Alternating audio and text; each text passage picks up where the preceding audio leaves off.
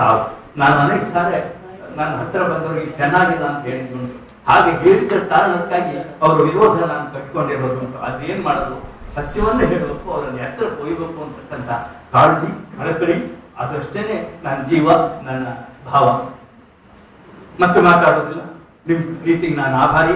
ನಮ್ಮ ಬಳಿ ನೀವು ಬನ್ನಿ, ನನ್ನಿಂದ ಏನು ಸಾಧ್ಯವೋ, ನನ್ನಿಂದ ಏನು ಸಾಧ್ಯವೋ ನಾನು ಕೊಡೋದಕ್ಕೆ ಸಿದ್ಧನಾಗಿದ್ದೇನೆ. ಯಾಕಂದ್ರೆ ಅದರಿಂದ ನನಗೆ ಸಂತೋಷ ಸಿಕ್ಕತ್ತೆ ಅಂತ.